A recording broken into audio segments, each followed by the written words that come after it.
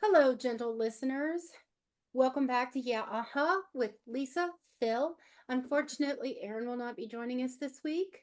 He's busy moving into a house that's riddled with bears. Yeah, he's up in them there hills. This week we're talking to Eric Sonnenschein. He wrote Rocked and Rolled, a book that I think Philip got the impression that it was a memoir slash semi-autobiographical. And we were just discussing that. But if you could talk a little bit about your book, and then we can go into that question. Yeah, welcome, Eric.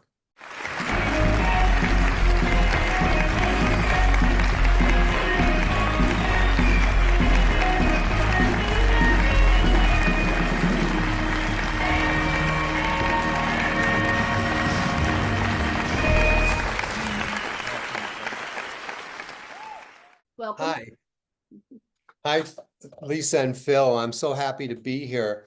My name is Eric J. Sonnenschein, and I'm here on I'm here to introduce my new novel, Rocked and Rolled, which you can find on Amazon.com in paperback and ebook.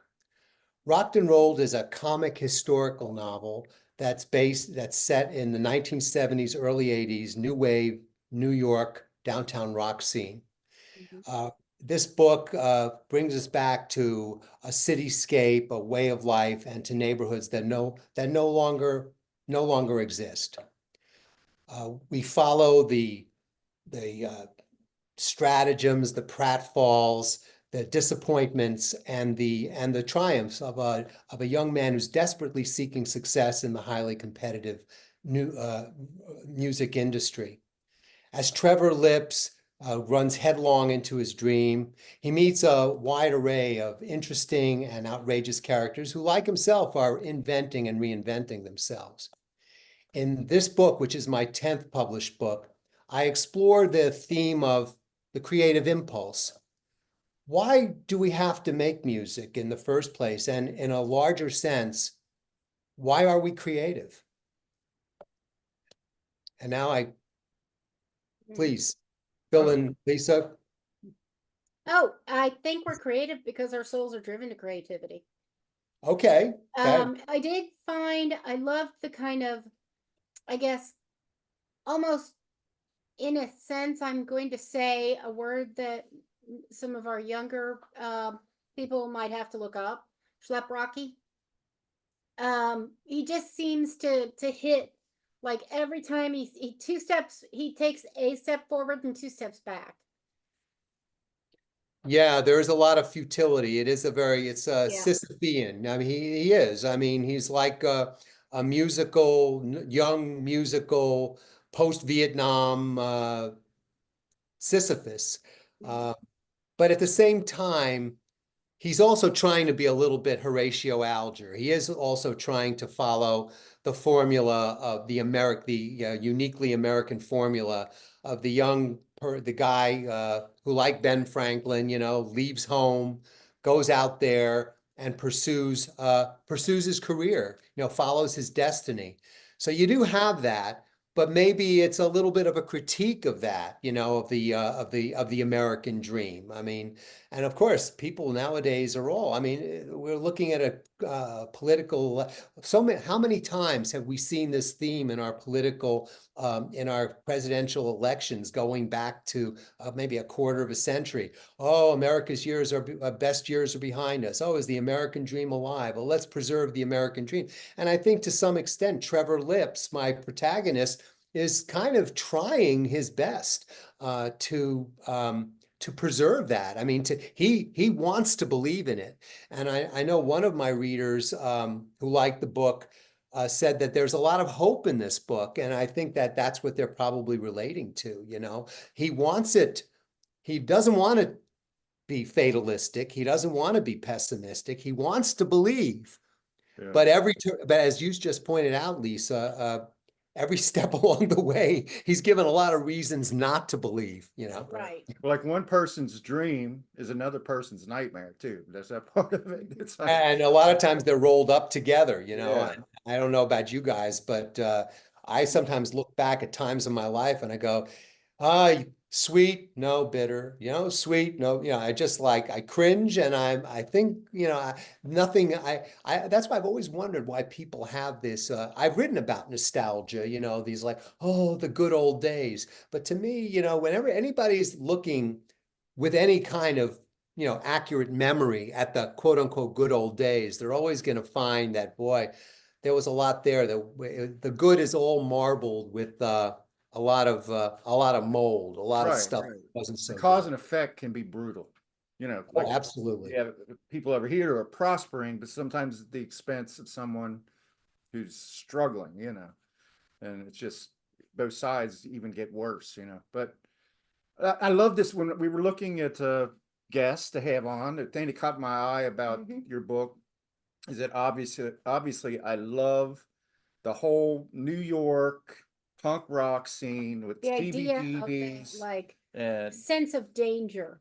well, I just love that era Yeah. because we've had guests on. We had Mhm. Ananda Xenia Shakti. She was a Ooh, member of the B Girls that opened for the Clash at uh-huh. CBGBs. And Ray Koob and Marcus Goldman were on. They're from Philadelphia, and they did some shows about CBGBs and Max's Kansas City.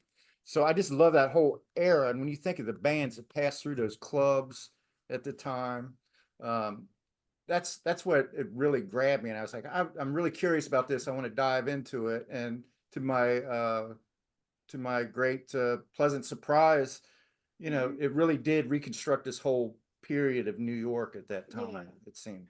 It Kind was of, a you felt his pain. I'm really, you know, you just that really makes me feel so good because that's what I want to do. I want people who read this book. I remember a quote by Joseph Conrad. I want people to see, you know, I want them to feel. I want people who read Rocked and Rolled to, you know, to smell the sour milk in the garbage cans, to smell the pizza too, the beautiful, wonderful aroma of fresh great pizza and to hear the clangor in the streets, to hear the sirens, you know, to see the blood on the sidewalk, if you will, and the supers hosing the sidewalks down in the morning. I want them to feel all of that because to a large extent, even though Trevor is the protagonist and the rock and roll is the scene, New York is really kind of like a co-star of this, Oh, especially absolutely. rock and music, especially New York at that time. I mean, if you go to Times Square today, you go to Midtown Manhattan, you don't see what we used to see. I mean, it used to be seedy and, you know, it used to be shoddy. You had the peep shows and you had, you know, the porn shops and you had the Nathan's, you know, three hot dogs for the price of two, you know, and all of Like that, taxi part of driver, it. the Excuse me? taxi driver, kind of like the taxi driver world. Yes, if you're talking Yeah, about the Robert De Niro film, the one that was right. Martin Scorsese, absolutely, that's a perfect reference point. It you know that just there's gritty and grimy and you know strikes all the time and you know you can't get anywhere and the garbage is piling up and Right. you're walking you know you're walking down a dark street in East Manhattan downtown, the downtown, and up ahead you see this big looming figure. You go, uh-oh, am I done for? Is this some huge mugger who's gonna kill me? It turns out to be this oversized garbage bag. I mean, it's that kind of thing too. Right. As you open the downstairs door of your tenement building and it slams behind, you wonder who's around the corner of Yeah. the David Berkowitz, staircase. maybe, it's like Eh, maybe David Berkowitz is back there behind that Oh, door. absolutely. Son of Sam. Oh my God. That was huge. Summer of Sam. Absolutely. Well, it's Absolutely. like I've never been I don't want to act like I've been to New York. I've never been to New York, but I had the parallax view of a kid who would just watch the nightly news, and it seemed like every night there was a story on there about the guardian angels or Bernie Getz or Son of Sam or whatever. And you got this impression that A it was kind of like cesspit. it was kind of like Gotham City, and that is Oh, Gotham. Oh, absolutely. yeah. That's a Oh, I stark, absolutely. yeah, You it's were a Yeah. you were stark on your contrast. own. You Yeah, were on your own. And I mean, sometimes I was very gallant. Like I remember once I was at a party with this and I met this young lady and it was in Soho and she had to go to the Upper West Side. So I actually took the train with her and it's like 3 in the morning. And these trains used to clatter. And some guy would be like making like sleeping on one end of the car, and using it as his study slash bedroom slash toilet and you'd be in there and the only way I could actually, the only antidote I had, behaviorally speaking, was to look crazy myself. So I'd like I'd walk around, I'd like to walk around. And I think there's a scene in the book where he's going into Bed-Stuy and, he's like, the guys are going, Dirty Harry, Dirty Harry. And I had to like try to affect, and some of it was legitimate fear, which was manifesting itself as being paranoid and psycho. But I definitely did that. And I guess it worked for me. I'm still alive. yeah, And I didn't get mugged. And then being a cab driver, that was another story, because cab drivers, everybody's behind you. So you really don't have a whole lot of defenses. right. Right. That's why I was wondering. So you were a cab driver because Oh yeah. the character Well, in the book, Trevor, does sustain a living doing, while he's trying to be a rock Were star. you a better cab driver than Trevor? well, you know, I You would can say, it you took can me a plead the long fifth. time. It took me a long time. Being a good cab driver is not necessarily being a good driver too. You don't realize that because Yeah. first of all, you're driving somebody else's vehicle, so that already means you're putting on the brakes, you're accelerating, putting on the brakes, bopping in here, bopping there. And I was young, so for me, the only reward of doing a job like that was to like be a little bit, like take some liberties with the traffic code. But I would say, no, Phil, you're like putting together a piece of the puzzle. Let me just say, it is, look, Rocked and Rolled is semi-autobiographical. What do I mean by that? I would say, first of all, let me just preface everything by saying I believe, and I've taught English as well, I've taught literature. I believe that all writing is essentially autobiographical. When Kafka wrote The Metamorphosis, which is about a guy who turns into a human-sized cockroach, that cockroach wasn't literally Franz Kafka, but it was Franz Kafka. Franz Kafka felt like a cockroach, and that's why he wrote that. And that's why it's so real to us, because it was real to him. By the same token, go to the other extreme. You go to the Gettysburg Address by Abraham Lincoln. That was autobiographical too. What do we find in the Gettysburg Address? Plain speaking, sharply observed, deeply felt, no BS. That was Abe Lincoln. That was Abraham Lincoln. I mean, you look at other speeches he wrote, but that was his pièce de résistance. And a lot of other writers have also written out of personal experience. You go to the obvious, Hemingway. You go to another obvious one, Fitzgerald. Knut Hamsun, who wrote a great little book called Hunger. I would say that Rocked and Rolled is in some ways more similar to Hunger than it is to a lot of musical memoirs. Why? Because like the hero of Hunger, I think Trevor is really not just trying to make it in the music business. I think he's trying to just leave some kind of footprint in this world. He's just trying to express himself. He's trying to make himself visible, and he isn't, and most of us aren't, and that's what the hero in Hunger, he's just trying to be a writer. He's trying to be a writer, and he'll eat paper, he'll eat paste, he'll do anything. He'll go for days and days without eating at all, just so he can have this dream. And I think that Trevor Lips is pretty much the same.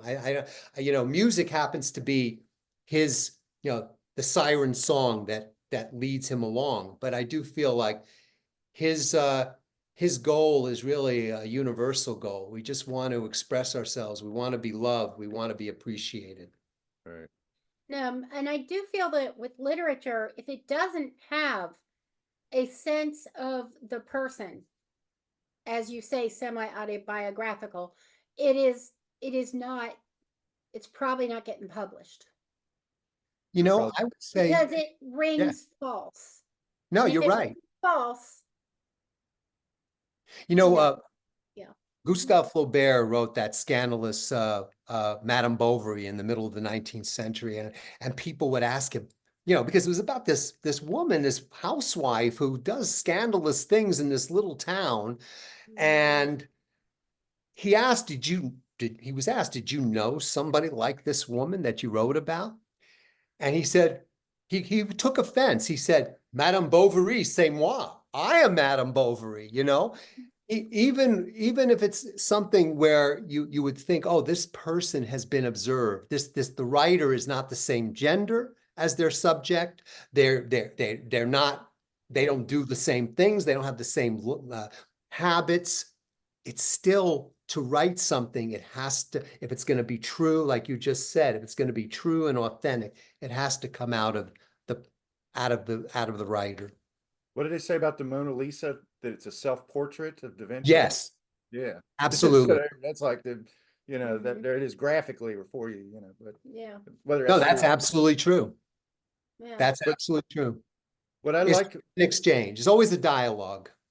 yeah, what I love about the book is that it's sort of inside baseball for that creative mind you're talking about. At different junctures of the book, you can see where he makes decisions based on who sings the songs, who's playing on the songs, whether they can be accountable. He wants, he takes creative control of the material in a way that, you imagine maybe Bruce Springsteen did, or Yeah, he Billy wants it Joel to or be something. him. Yeah, and I like He- that because that was It's almost a tragedy in a way. yeah. I mean, You the way Yes. he play. negotiates. Yes. Ended up in a decent place. Okay, but not the place he wanted to go. But he didn't No, seem to you're have like great interpersonal relationships with his bandmates. And It's like it's- he cycled through quite a few bandmates, before he got the right mix. Even his girlfriend wanted to be, I don't In want to the reveal band. too much, Yeah. but he made a Alert.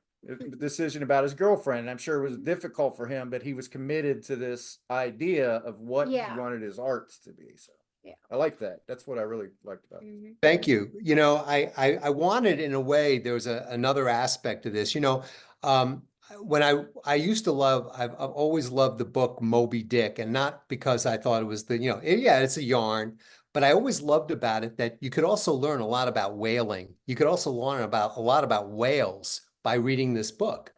And in fact, I'd say, somebody said, what book should I read about whales? I say, well, start with Moby Dick, because he goes into whales like nobody else.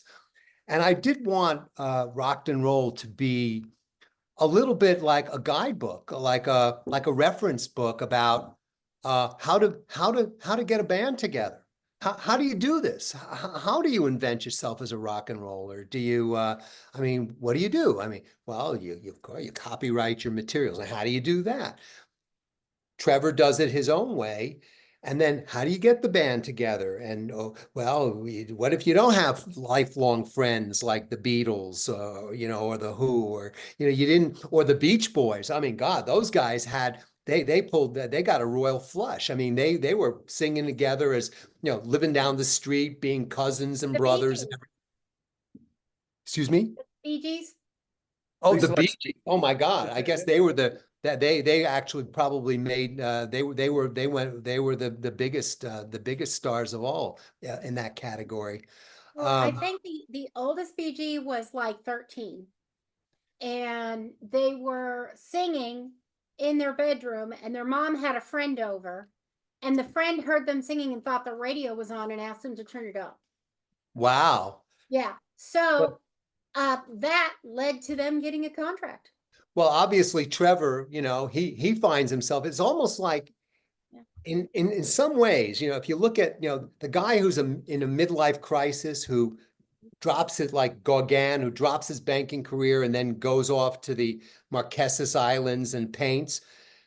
In a way, as a 23 or 4 or 5-year-old, Trevor's having his midlife crisis when it comes to rock and roll. Because in fact, he should have had his start when he was 12, 13, or even earlier. Because if you say that the Bee Gees were first heard and they sounded that good when they were 13, they must have been doing this already for quite a long time. But he has to start from scratch in his 20s and work with strangers. So in a way, going back to what Phil was asking, or mentioning, this is kind of a primer. It's kind of, okay, the how to reinvent yourself as a rock and roll singer. What would you do? Well, you get your songs together. You try to get a manager if you can. If you can't, then you have to be your own manager. Get your act together, get your band together. And how do you do that? And once you audition them, what are you looking for? And the short term versus the long term. And I think, Phil, when you mentioned the girlfriend, I mean, that is a big deal because you're coming into, and this was something I wrestled with as the writer. I mean, there were even in the new wave scene, there were women who did very well in new wave, and there were even bands that featured both men and women, like the B-52s, and the Eurythmics and the Pretenders, and there were a number of them. But I think that Trevor, his problem, his professional problem is how is his music going to fare if he's in a kind of Sonny and Cher situation? I mean, it worked for Sonny Bono, but Right. but he doesn't, that's not, and this speaks Yeah. to what you were saying. It's not Trevor's vision for the music. He doesn't want to like be banging a tambourine. By the way, there's nothing wrong with banging a tambourine. During COVID, every 7 o'clock at night, I'd go out across the street and bang a tambourine because that's what you were supposed to do to welcome back the COVID health workers, Oh, okay. to measure and to notch one more day that you were alive. Remember that? You remember? Okay. I didn't know that. Yeah, yeah. We were fortunate over COVID because both of us have jobs that were deemed Essential. essential. Oh We my were essential God. workers technically. I don't know. Oh my God. Now I work from home reviewing charts for physicians, so I am in the Oh. medical field. So I would Okay. review the charts to make sure that the T's were crossed and the I's were dotted and they signed everything and the documents were there. Now Philip, his company does lighting, and they actually were contracted to do the lighting for the medical tents. That Oh, they were doing those tents just in case there was COVID overflow into the tents. okay. So his Remember that. company created the lighting for those tents. Otherwise, there might not be a Wow. company Yeah. to go back to. Yeah, So, that kind of kept the company going. yeah. That's But yeah, amazing. so we So were, but you two, I'm sorry, you two had to be out there working, sort of like frontline workers in this Yeah. whole Well, deal. they gave us furloughs, but we eventually Yeah. it didn't last very long because we were subjected to cyber attack at one point, which I probably shouldn't talk about. But yeah. um, Well, getting back to the book, though, here's Okay. another thing. Here's another thing about the book that I liked. I wanted to point out. I halfway expected, because I've read, these types of, from this type of book in the past, and a lot of times they'll throw in a lot of characters from reality. Like we read a book where John Wayne was in it, or I was thinking in this one, if he's going to go to a party and Iggy Pop's going to be there, or Ahmet Etergen is going to try to sign him to a deal or something. That's how it's Or going to wrap up. he at CBGB's he hits up with the Ramones instead of But I could be one of the wrong. other bands. Some of those characters could have been real characters, but you didn't really try to beef up, the profile of the book with by Right. name dropping. And I thought that was because you got your point across with almost completely fictional characters. Well, thank you. I appreciate that encomium. I appreciate your noticing that. To be honest with you, I wanted to do a book about somebody who's so forsaken. These people are so forsaken. These rock and rollers. They it's always like, oh, I have a cousin who has a cousin who has a cousin who knows somebody, and the person they know you've never heard of. And that was kind of what I was writing. I was writing about outliers. I was writing about people who, I mean. Trevor tries to bang down those doors. He tries to get in to see people, but the world is not welcoming him. I mean, it's probably not welcoming any of the other 500 bands that are trying to make it either. But that's what I wanted to capture, and I'm so glad that you focused on that. I didn't want this to be a tell-all book. I didn't want it to be a celebrity thing, and I didn't want it to be your typical, A Star Is Born, the rise and the fall. I didn't want it to be like that. I wanted it to be something completely different, that's more realistic, even though it is a quest. It's a quest, and the quest is about as old a story as there could be. I mean, Joseph Campbell said the hero's quest for a boon. That's like number one story of all time, And so, in a sense, I'm right in the mainstream, but I do appreciate that you've seen that, because I did want it to not have any of that, none of that, that glitter. Right. I didn't want any glitter. I didn't want any. You wanted grit. I wanted the grit and no glitter. The grit. Well, in a lot of ways, like if you were to introduce someone that was super famous into this book, the tendency is to make that character kind of one-dimensional. What everybody knows about them, you already know Right, what they of look course. like.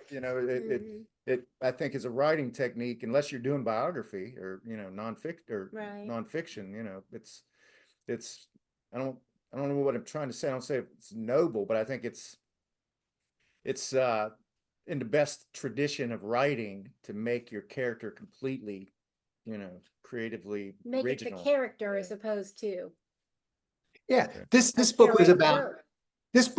the unknown the unknown soldiers. This book was about the guys who don't have the names, and they don't meet anybody with the names.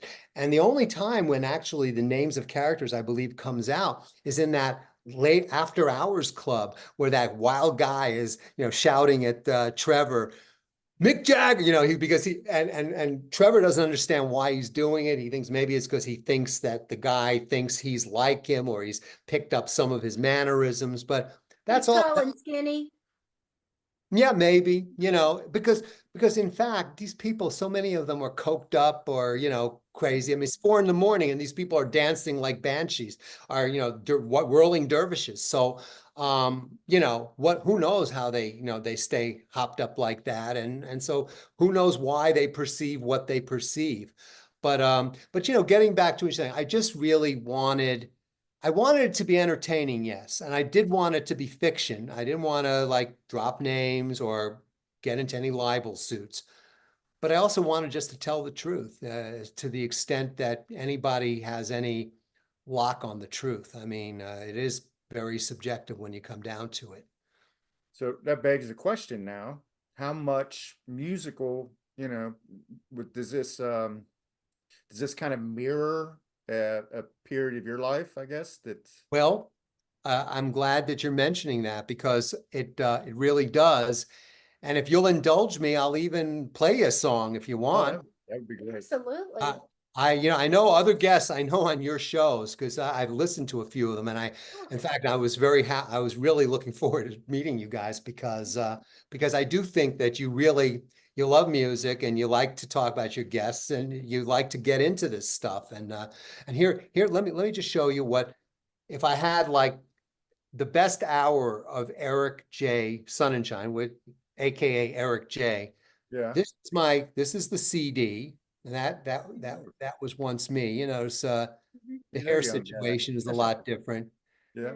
Yeah. what can we do? And that's it.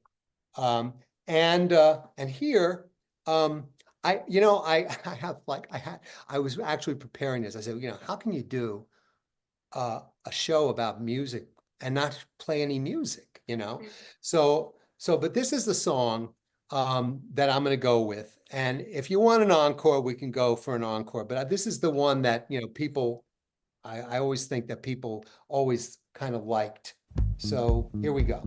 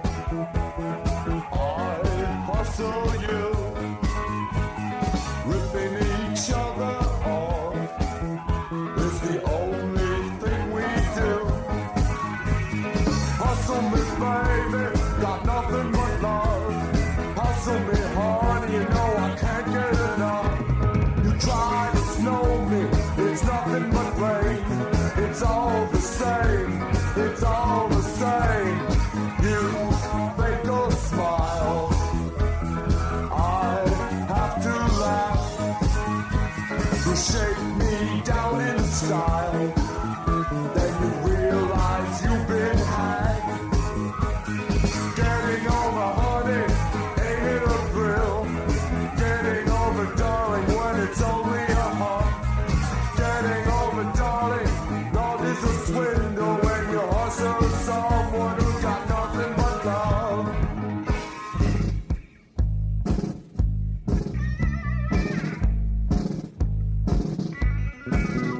You stole my mind, I stole your kiss, stealing each other blind is the way we get our kicks. We love like thieves, all we do is steal. We have a lot of fun, but can we take it for real? Couldn't we find something better to do? You give to me, I give to you. You hustle me, I hustle you. Buying overtime,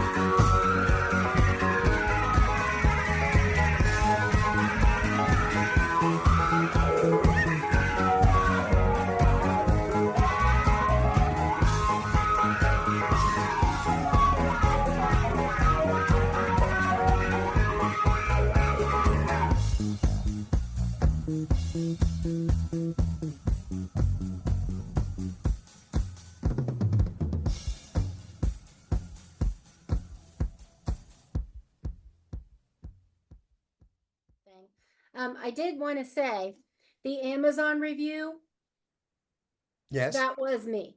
You're kidding. Which one were No, you? Happy yeah. Camper? No. Lisa. Yeah, Lisa. And it was the one that thought it was nonfiction. So I Oh. did, he told me it was semi-autobiographical, so and I don't usually read a lot of nonfiction. It just doesn't gel with me And I'm very like, much. I'm almost completely opposite of her. Right. Which Like- gets in my way because he's the one who schedules all the podcasts. So Well, it's interesting. It's a interesting. lot of our books are nonfiction. It's interesting that you mentioned that too, because I remember once when I was I applied to an English program at the City University of New York, and I remember talking afterwards. I called up and asked if they had received my application, and the professor I talked to said, "Oh yes, you write in a journalistic style," and I was going, "What? Journalistic?" I sent him fiction. It wasn't this. It was something else. But maybe there's just something about my style that just seems, I don't know, it's not, it's not florid, or it's just not, I don't know, it just has some other quality that people would associate with nonfiction. It's Oh, interesting. and I know that I know a lot of people who like reading journals. Oh, sure. I know my sister-in-law almost exclusively read journals like about what it was like to live in like 1600, 1800. Uh-huh. So so you were in a band, I presume then. I mean, so Yes. and did you kind of cycle through different incarnations of your band and Oh, uh yeah. Oh, and yeah. you got the Sure. right mix, kind of the way he experienced that? And Oh, do you yeah. do you think it's That was based, necessary? that was based on real Weirdo. experience. But you know what? Nowadays, I just met a guy. My daughter has a friend who's a good, very talented musician. And he did this whole CD, and I'm listening to it. It sounds a lot like in the California, rock and roll style. Good, strong beat, but a little laid back, not like, intense, like, it's more like Fleetwood Mac than like Guns N' Roses. And it turns out that he did all the instruments himself because he could never find a band. So I Yeah. think that's another, if you're that talented a musician, if you're a multi instrumentalist, I guess you could do that. Like Ray. Mhm. But for me, I had to have a band, and I had to do it that way. I don't know if it would be possible anymore, because the ways in which people found each other when they were strangers, like the Village Voice, for instance, I don't know if those publications still exist. If though maybe, I mean, can you do it through Craigslist? Maybe you could do it through Craigslist or some digital classified, but I don't know. I don't know. There's a thing called meetup.com. Oh, okay. And it's not for dates. It's for like interests. So let's say you move to a new area and you want to meet some friends and you're interested in photography or getting a band together or just playing together and not necessarily having a goal of having a band, but just to express yourself musically. All those things are out there on meetup.com. Oh, I okay. don't That's think that's not what P. Diddy used, is it? No, dear. Okay. No. I'm just making No. P You Diddy did sendmehose.com. Okay. you just did a really good PSA, just by telling people, hey, you want to do what Trevor in the book did, what Eric is talking about, meet Oh, up This is how you at do it meetup. now. That's amazing. how you get it started. She's That's how you, amazing at that. Like we got the movie pass for Cinemark, and it's Mhm. like they should give her hers for free because every place we go, she endorses the crap out of that. I mean, she's It's telling, amazing. It's freaking wild. You pay $10 a month, you get a free movie ticket. Right there, you got your money back. yeah, Then it's 20% off concessions. and then they accumulate. And You you carry can them over. earn more. You get points so you can get coupons. So the last time we went to the movies, we had 2 movie tickets, large popcorn, large soda, candy, $8.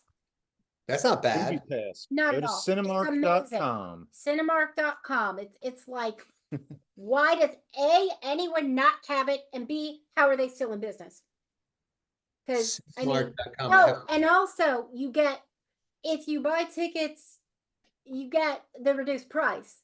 So it's $9.99 flat for tickets, and then you can have other people come with you. See what I'm talking about? And if you don't go to the movies in January, there's 2 movie tickets in February. Why did they even charge you? Look at you. They should. I should call them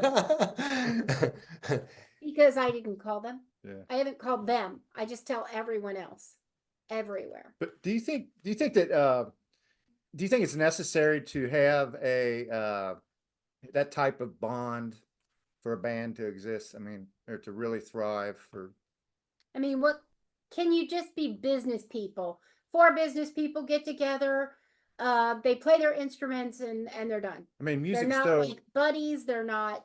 No. music is so emotional. It's so Yeah. you know, personal. It's hard to imagine, but I mean, I guess you see it. Who was it? Perry Farrell decked the guy you liked the other day, a couple weeks ago. Jane's Addiction. He went over and just socked what's his name right in the face. Oh yeah.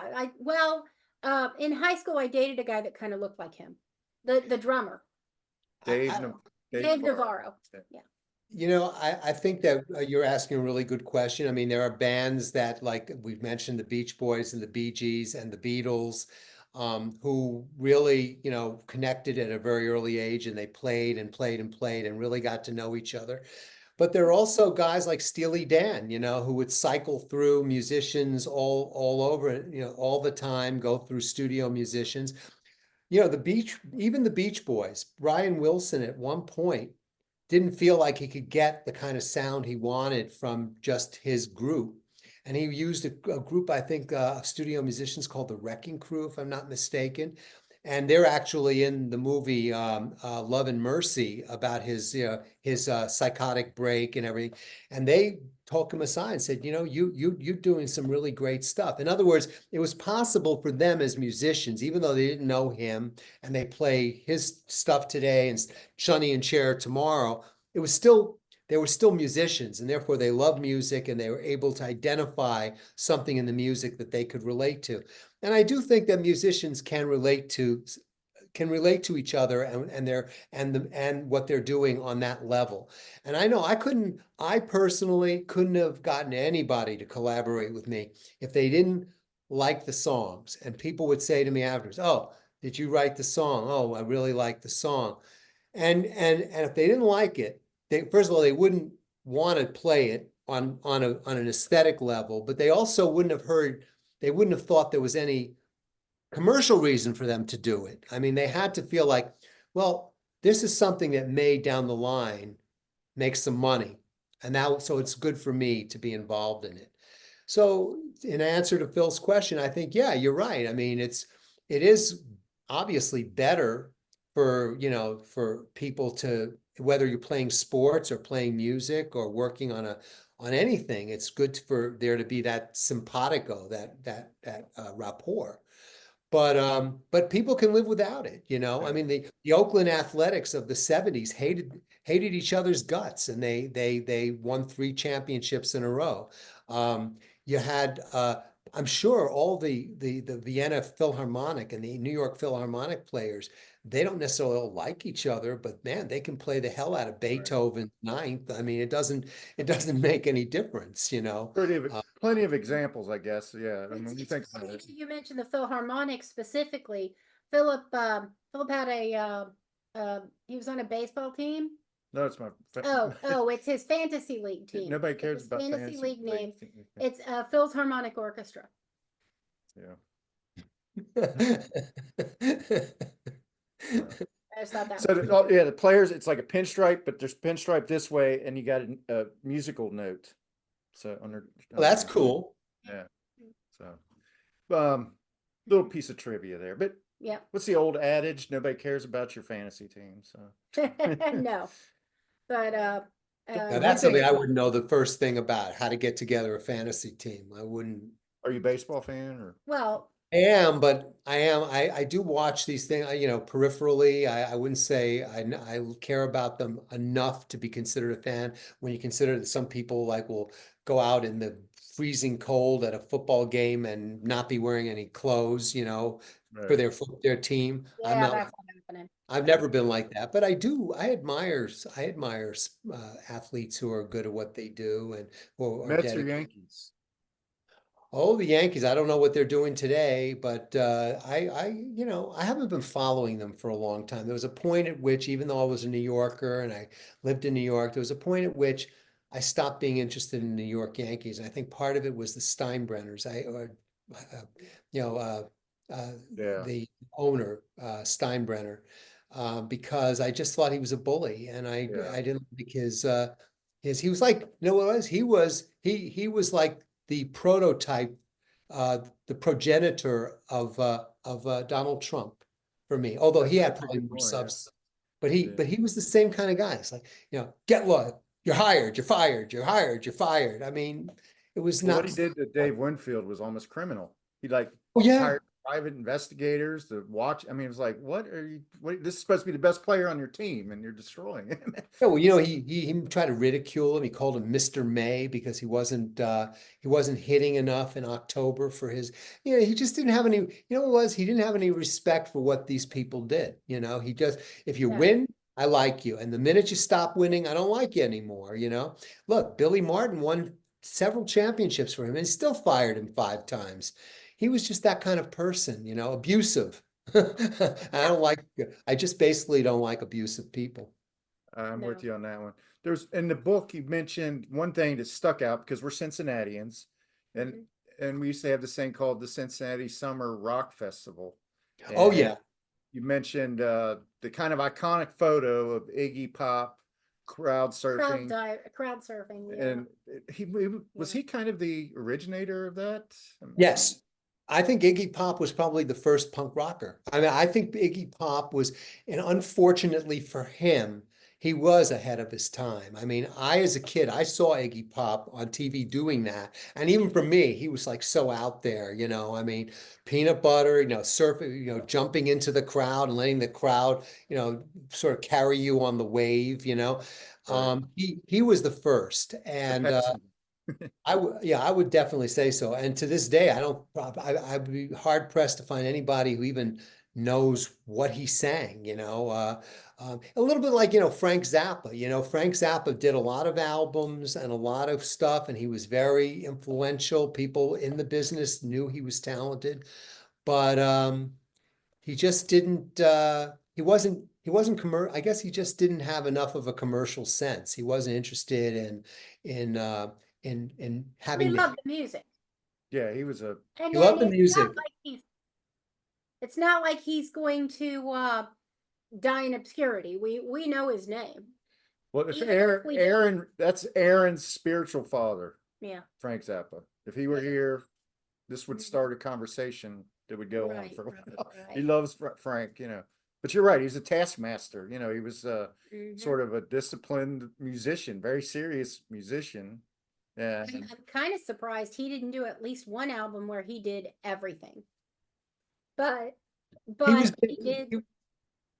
You know, Go there are ahead. people who are like that, you know, they just don't, he took, you know, John Lennon actually sort of veered into Frank Zappa territory when he said, you know, we're bigger than God, you know.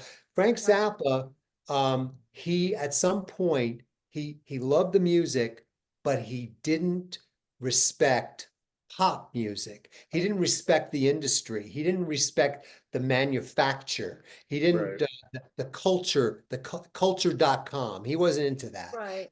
He was into being authentic. And because of that, he satirized pop music. And when you satirize something, you're in a sense making fun of it and thereby making fun of the people who like it.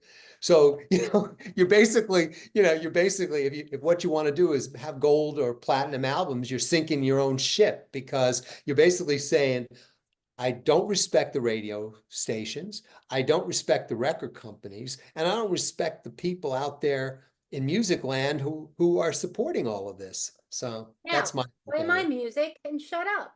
Right. Can But I I mean, ask? he did it well, you Oh, know? absolutely. I mean, the craftsmanship. And then you look at like Weird Al. I've been a fan of his since the 80s, of course. And in the last few years I found out that we share a birth date. Oh, that's cool. Yep, both of us were born on October 23rd. Maybe, Different years, but you know. maybe you can host a party together or something. There you go. So, who are some of your musical heroes? Well, I have to say, first of all, I have to say I love melody. You know, I like innovation. We talk about Frank Zappa, very innovative. We talk about a lot of people, very innovative musicians. But for me, I have to hear something I like in the music, and what I like to hear a lot of is melody. So, what do I like? I mean, I'm very eclectic. You could hear me listening to John Coltrane, Miles Davis.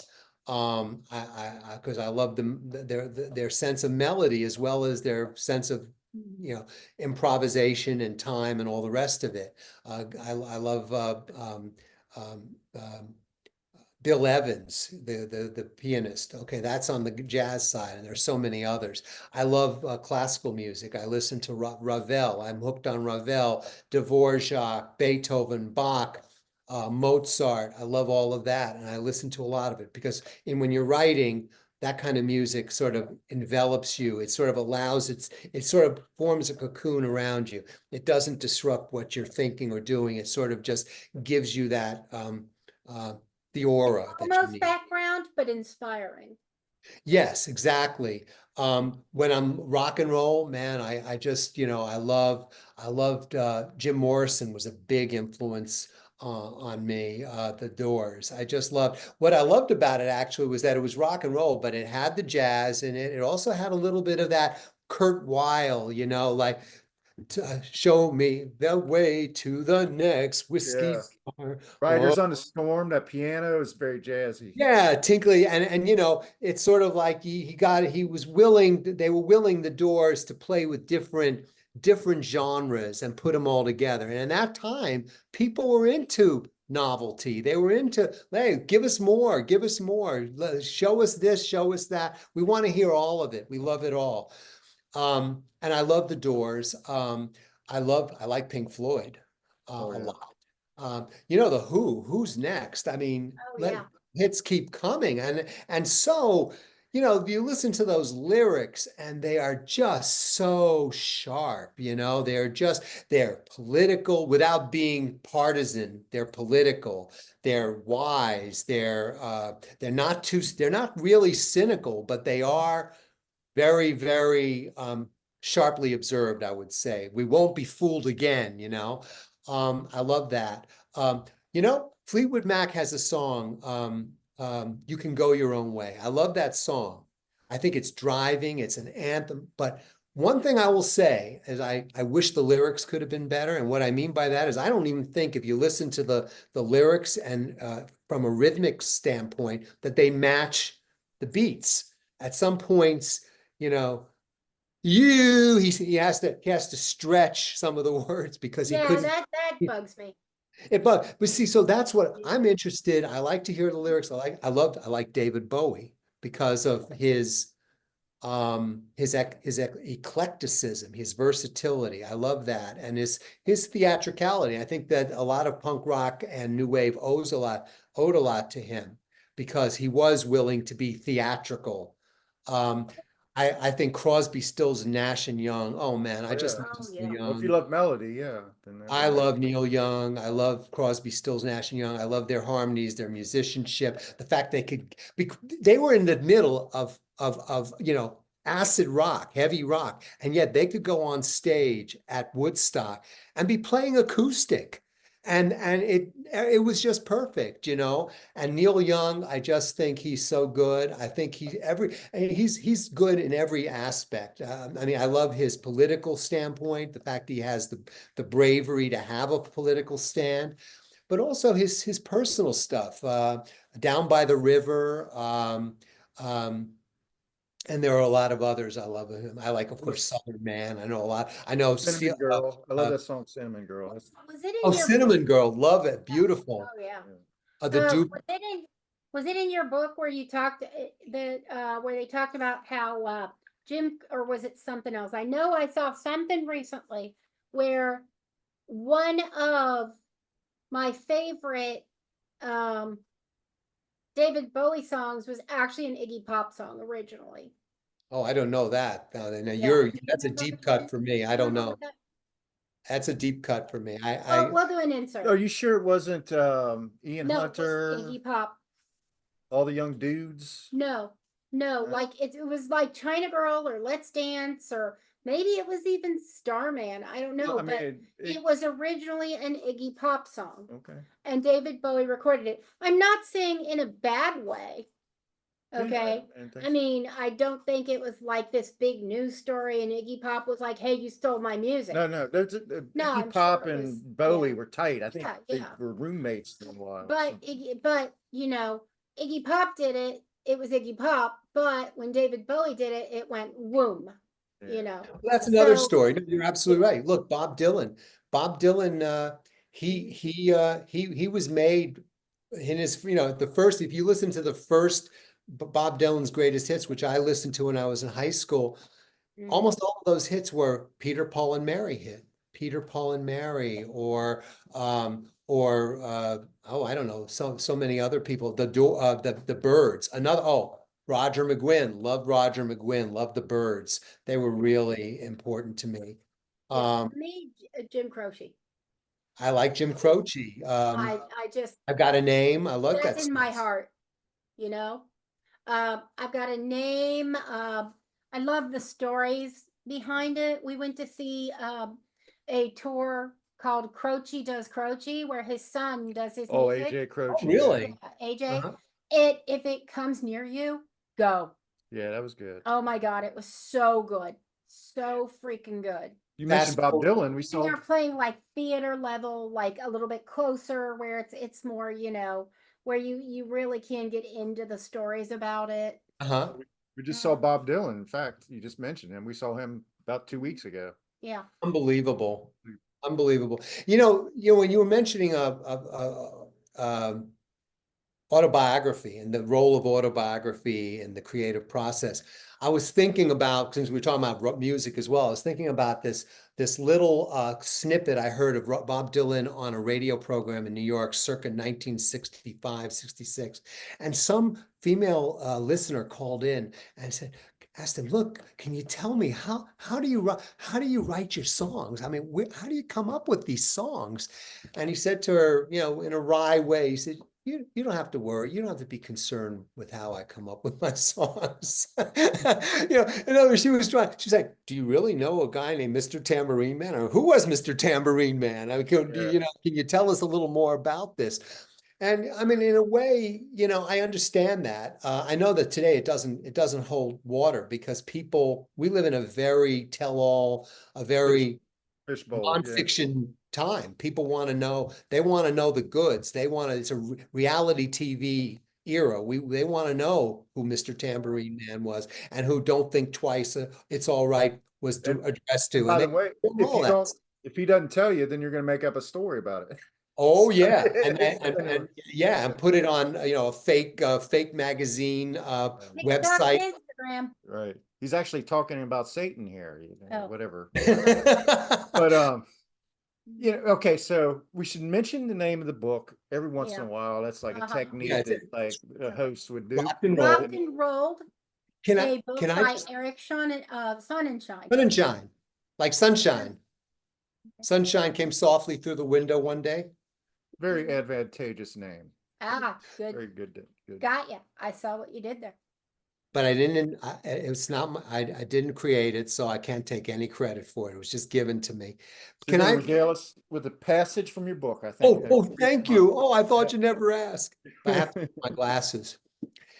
This is like where Trevor is introduced to CBGB, and he's never been there before, and his opening his guide into the world of rock and roll named Jack is trying to impress upon him the importance of gimmickry and showmanship. Let's mute while he does that. Even in its heyday, after it became a legendary hotbed of new music, CBGB was a big hole-in-the-wall dive bar.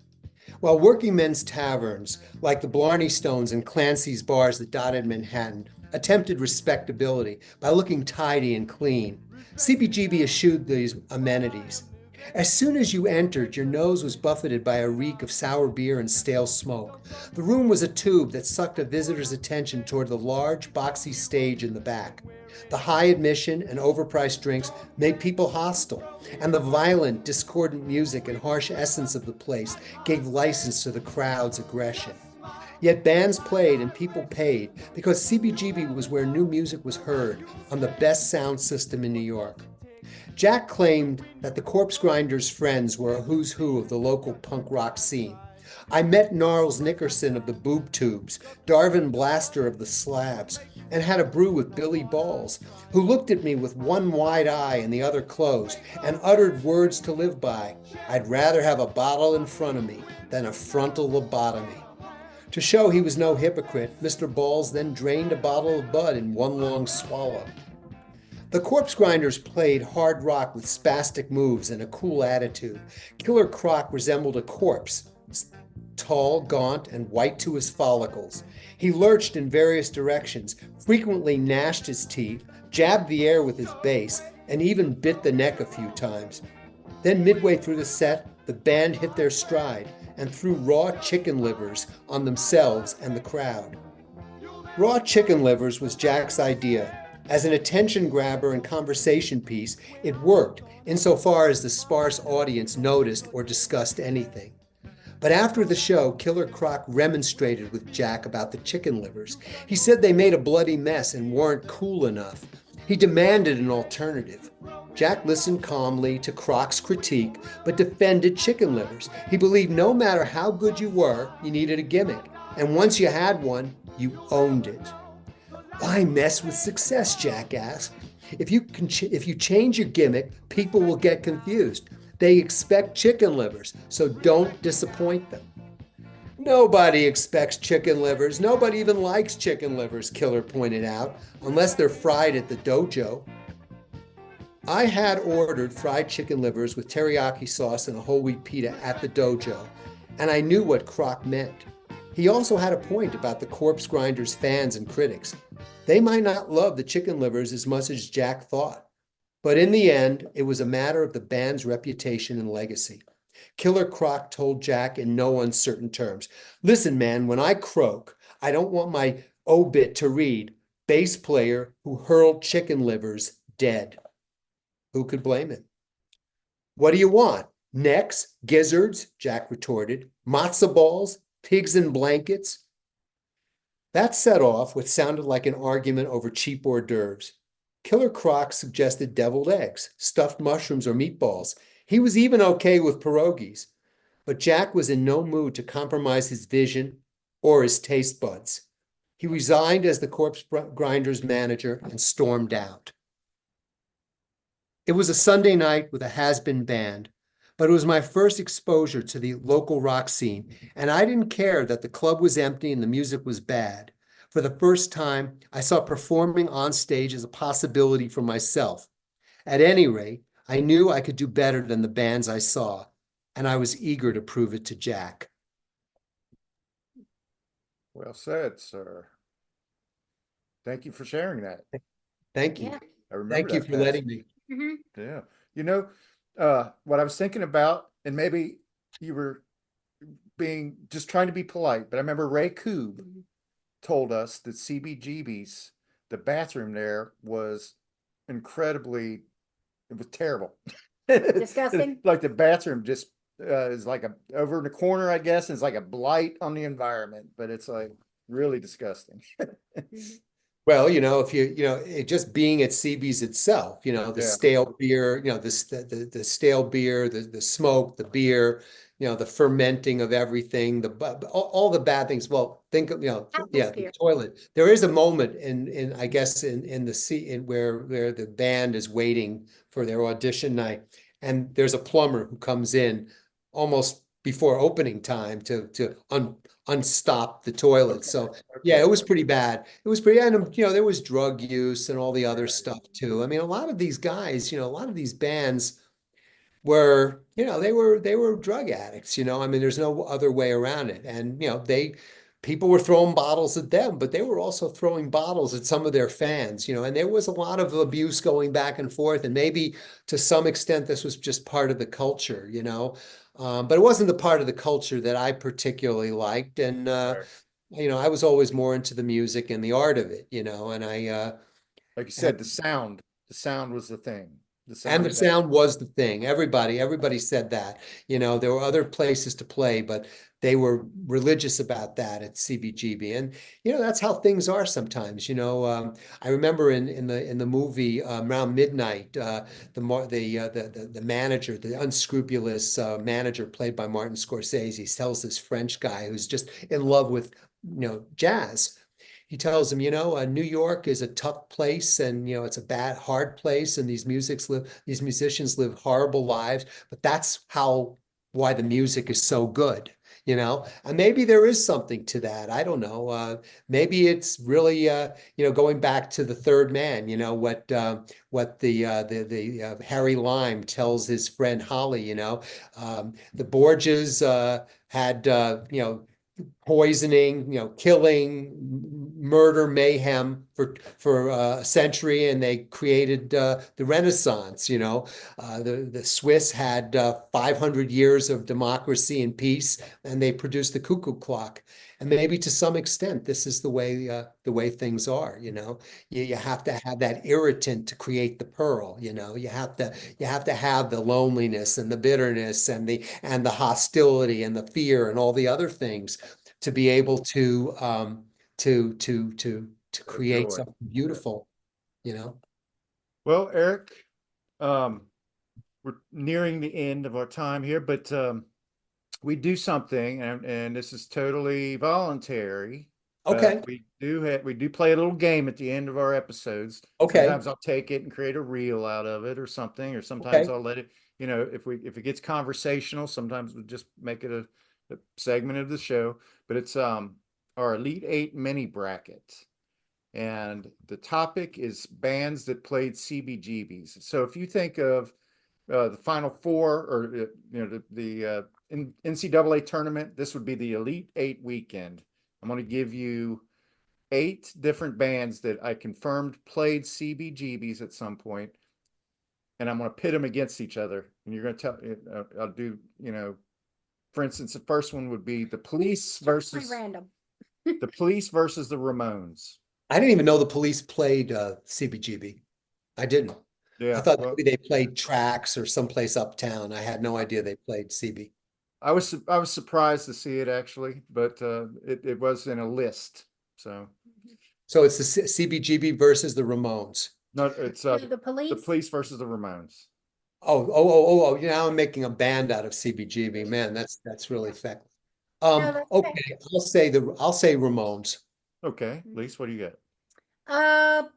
You know what? On that one, when it comes to CBGB, like you said, you don't really see the Police in that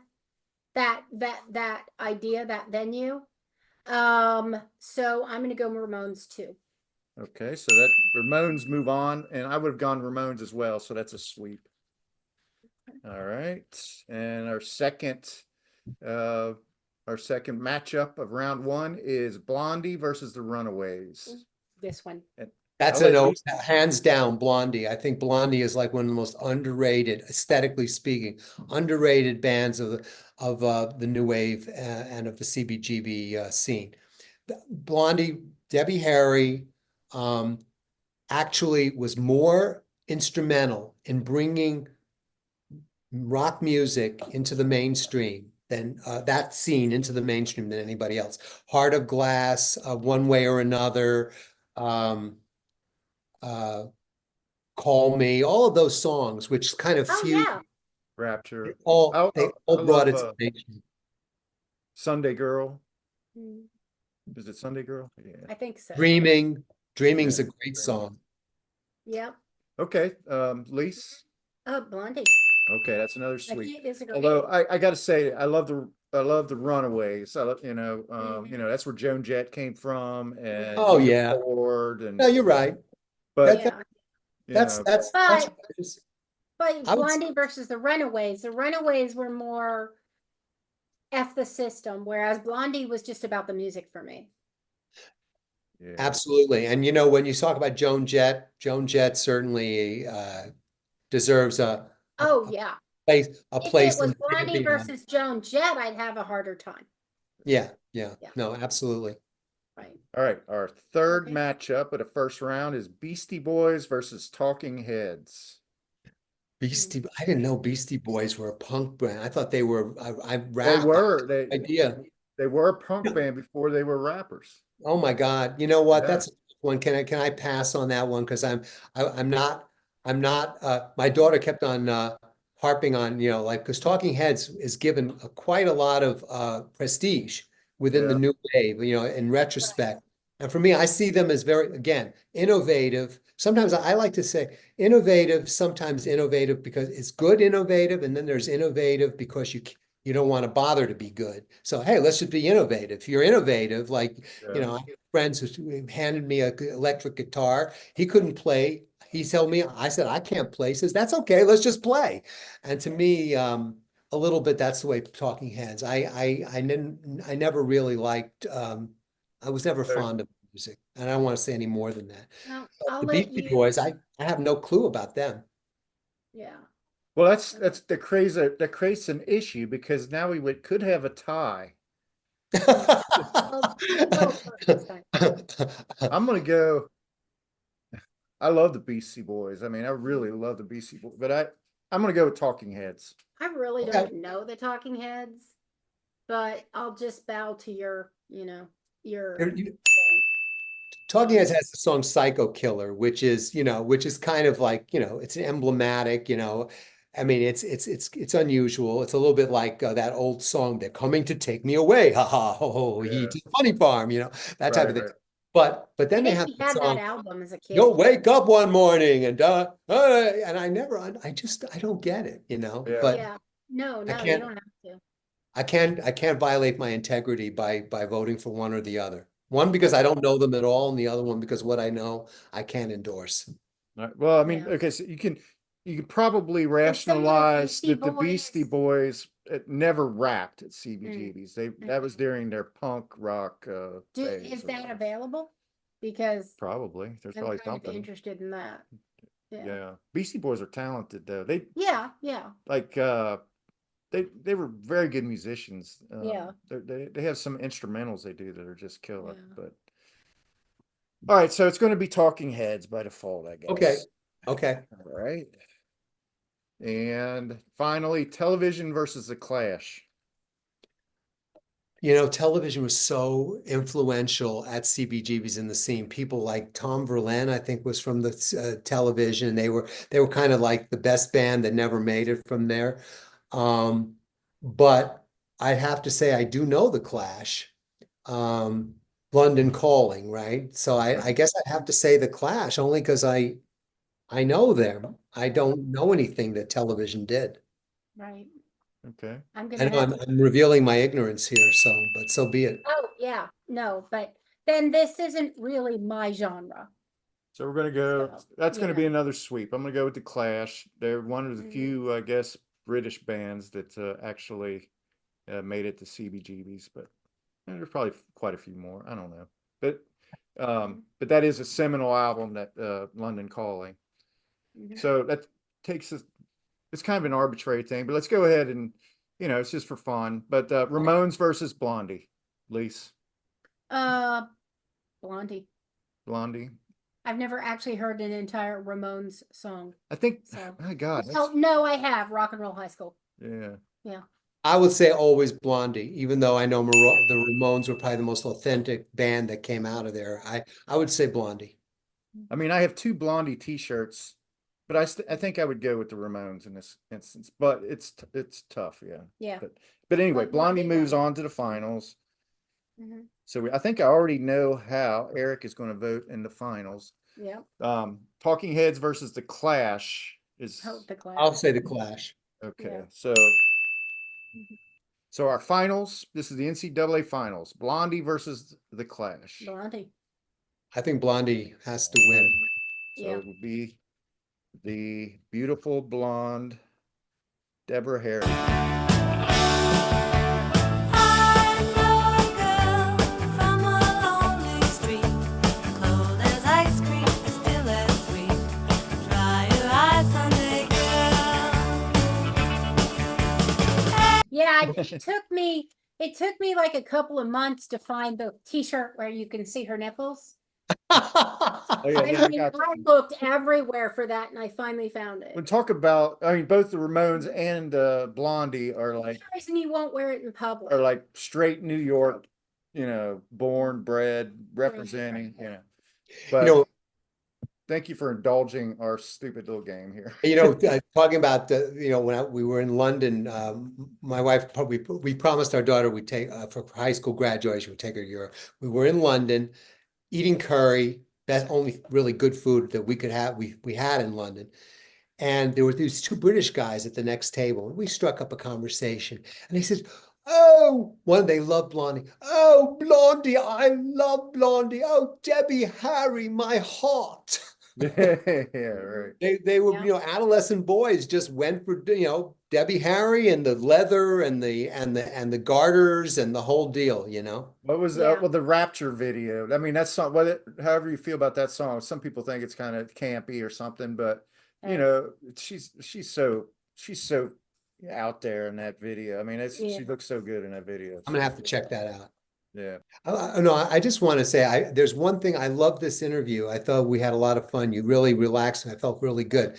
The one thing I had wanted to read, Lisa had said something about Iggy Pop. So I had focused, I also had a passage that precedes the gig with Iggy Pop, where Trevor is told by the A&R guy that he should be bad on purpose. Yeah. And it's a short. It's only like less than 2 pages because I do love it because it does really, in my ways, epitomize what the whole mishigas, the whole craziness of the scene where somebody's actually, it's all like, in the water on the waterfront where Marlon Brando tells Rod Steiger, "I could have been a contender. You should have been out for me. I didn't have to take a dive. I could have beat them. I could, and in a way, people were telling, people in the rock business to take a dive, and so it's crazy, I I mean, think that happens in every industry. oh, Well, okay. So Mhm. that's one question. I'm glad you said that because that's one question I had.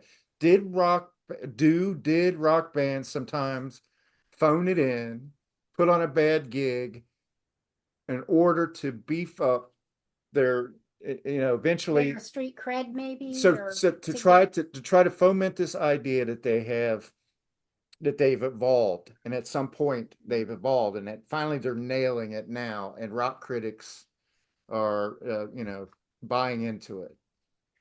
well, it's interesting. I once heard Chris Blackwell, who is the founder of Island Records and really probably more instrumental as a businessman for bringing reggae to the United States. And he once said that he wrote a memoir and he was talking about how he had heard U2 when they were, just an Irish band playing early on in London. And he thought they were terrible. He didn't give them a gig. He didn't give them a record contract. And so the moderator was asking, well, how did U2 become good? How did they become big then if you thought they were so bad? He said, well, they had a really good manager and they got better, and there is something to what you're saying, personally, and I don't know about anybody else, because people could be connected and know that even if they're bad in a gig, they're still going to get another gig down the road. I mean, if they had good management, that could be the case. If they had a manager who could guarantee them, I can get you work up and down the coast, doesn't matter. Be bad tonight because you can be good tomorrow night. Maybe. But in the situation that I found myself in the situation that Rocked and Rolled is about, people were so they wanted the gig so badly, you know. It was like you gave them a crust of bread. You gave them a crust of bread, and they weren't going to spit on it, and they weren't going to throw it in the gutter hoping that they'd get a better piece. They were going to make the most of it. So And I they're not always, gonna blow their one chance. I, There's something I had read in your book that's the reason I asked the question. There was a passage, I can't pinpoint it now, but that's what my interpretation of what the sentence was. well, no, you're right. And if you let me, I would be glad to read it. You're absolutely right. He's actually, Trevor, at some point, when he's about to do one of his best gigs, I mean, in terms of it's a Friday night, it's a really nice upscale rock club, you know, very upscale people are going to be there and so on. And his mentor is going to tell him, hey, can be bad, Screw it do. up, yeah. Okay, so let me read that to you without further ado. It's a short passage, but I think it really captures this yeah, whole yeah. And we mentality. can finish that gives us a little what is it, insert between Our the heated competition between right, our right. lead. That'd be great. I hope that I played that. I was a good contestant. That's all I can say. Oh yeah, you're doing fine. Okay. I saw Mickey Corman at Rocksteady Records before the Fubar gig, hoping he would check us out, see how good we really were, and get us another gig at the Spin. But Mickey said he worked Friday nights and couldn't make it. I told him about our new drummer and how great we sounded in practice. I wanted him to know that our first set at the Spin was atypical. Mickey knew we were opening for Kit Carson and the Cutthroats. With a wry smile, he said that we should perform badly at the Fubar gig. Why would we do that, I asked. Just do it, he insisted. You'll see. It'll work for you. I was stunned and mystified by Mickey's advice. He was my only record company benefactor thus far, and I didn't want to argue with or offend him. At the same time, it inflamed every neuron in my brain to deliberately tank our best gig to date. Listen, I can't sound bad on purpose. Performing poorly is an unfortunate accident for me, not my goal or modus operandi. Mediocrity can also be a shrewd career move, he said. Now I knew he wasn't joking. Did he think we were so dreadful at the Spin that our best bet was to get worse? I know we could have done better at your club, but I have a hunch that a Fubar will bounce back and show people how good we really are, I told him earnestly. Mickey shook his head with the indulgent smile of a patient tutor trying to get through to a slow student. Okay, this is the situation. You're on a bill with Kit Carson, a hooker and a porn star, whose presence on stage is an insult to talent. If you sing with your asshole, you'll still make her look bad. It'll prove nothing, and you'll get nowhere. I looked at him in disbelief. Without money or management, you have two options, Trevor. Play great or play shitty. If you play great, you have to hope someone in the audience likes you and signs you on the spot, because you might not get that gig, another gig there. But if you play badly, every lousy band will ask you to open for them so they sound better. It's called paying your dues, man. He patted my shoulder. You've got to sound bad before you can sound good. I can't do it. Trev, you're an artist with integrity. I don't know whether to applaud you or pity you, so I'll say good luck. All right, yep. Thank you. That's the passage I was Yeah. referring to. Yeah, that's an interesting, more inside baseball. That's the type of thing that, Yeah.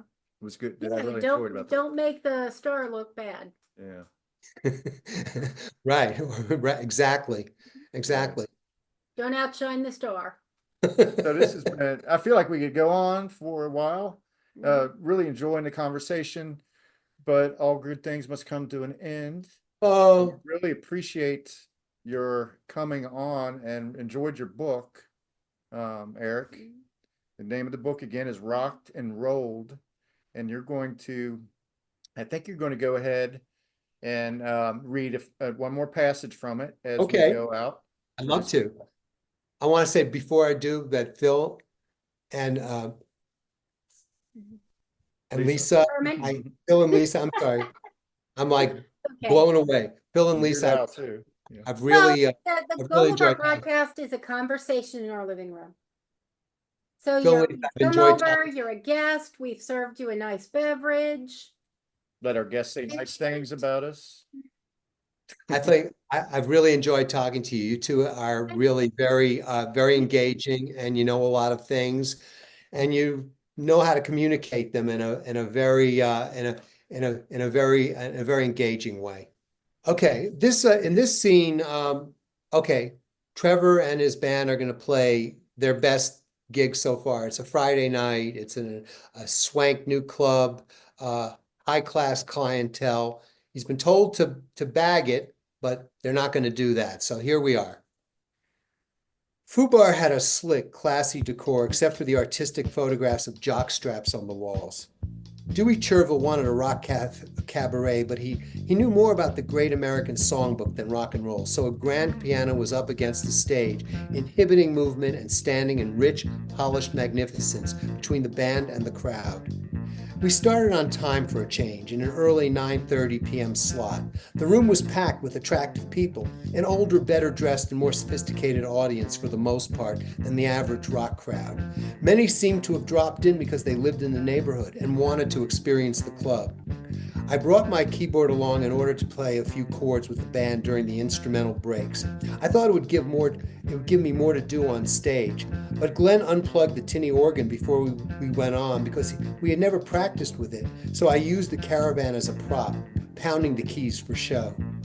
After my normal pre-performance jitters, I felt unusually relaxed. Despite its calamitous name, Fubar had a good vibe. I related to the polite, receptive crowd and this venue's warmer, more intimate cabaret ambience. The well-heeled audience responded to our songs with rapt attention and enthusiastic applause. The performance felt more like a concert than a typical rock show. In the last song, Knocked Dead Breathing Heavy, I leaped from the stage, a good 6 feet, dashed through the club and out the doors as I shouted, "Next life, I'm going to run from you!" As I hit the cold night air, I heard wild applause coming from inside the club. One sophisticated-looking woman shouted, "Iggy Pop!" I took it as a compliment, but then I recalled Jack and his chicken livers. Oh no, I thought. Does this mean I have to smear peanut butter on myself like Iggy in Cincinnati? We have social. Twitter, Yeah, pod. Instagram, Yeah, pod. Facebook. Yeah, pod. So let us know. Hit us back. Have a great week.